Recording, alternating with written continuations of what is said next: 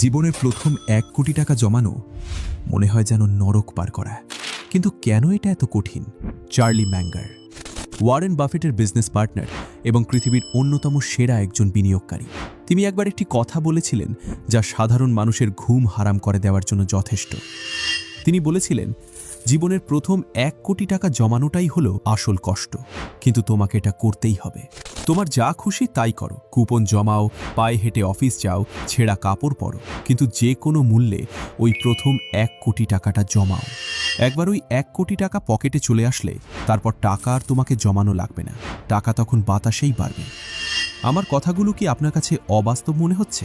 ভাবছেন, সাজাদ, যেখানে ১০,০০০ টাকা জমাতে জান বের হয়ে যায় সেখানে ১ কোটি? আজকের ভিডিওটি কোনো সাধারণ মোটিভেশনাল ভিডিও নয়। আজ আমি আপনাকে কোনো স্বপ্ন দেখাবো না, আমি আপনাকে খাতা কলমের হিসাব দেখাবো। আমি প্রমাণ করে দেব কেন আপনার জীবনের প্রথম ১০ লাখ টাকা জমাতে ৫ বছর সময় লাগে, কিন্তু সেই ১০ লাখ থেকে ১ কোটিতে পৌঁছাতে মাত্র ২ থেকে ৩ বছর লাগে।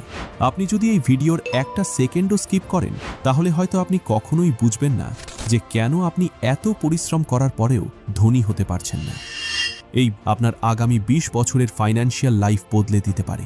চলুন মিথ এবং আবেগের পর্দা সরিয়ে গণিতের আসল খেলাটা শুরু করি। আচ্ছা, কখনো ভেবে দেখেছেন রকেট যখন পৃথিবী থেকে মহাকাশে যায় তখন তার সবচেয়ে বেশি জ্বালানি কখন খরচ হয়? উত্তরটা হলো, মাটি থেকে প্রথম কয়েক কিলোমিটার উপরে উঠতেই রকেটের ৮০% এনার্জি শেষ হয়ে যায়। কেন জানেন? কারণ তখন পৃথিবীর গ্র্যাভিটি বা মাধ্যাকর্ষণ শক্তি তাকে সবচেয়ে জোরে নিচের দিকে টানতে থাকে। আপনার আর্থিক জীবনও ঠিক এই রকেটের মতো। যখন আপনার পকেটে টাকা নেই, অর্থাৎ আপনি শূন্য থেকে শুরু করছেন, তখন আপনার জীবনের খরচ হলো সেই গ্র্যাভিটি। আপনি যা আয় করছেন তা আপনার সংসার খরচ, বিল আর ছোটখাটো শখ মেটাতেই শেষ হয়ে যাচ্ছে। মাস শেষে আপনার জমানোর ঝুড়িতে কিছুই থাকছে না। ধরুন আপনি মাসে ৩০,০০০ টাকা আয় করেন, সেখান থেকে ২৫,০০০ টাকাই খরচ, থাকে ৫,০০০। এই ৫,০০০ টাকা জমিয়ে ১০ লাখ করতে আপনার কতদিন লাগবে জানেন? প্রায় ১৬ বছর। এটা শুনেই তো মনে হয় বড়লোক হওয়া আমার কর্ম না।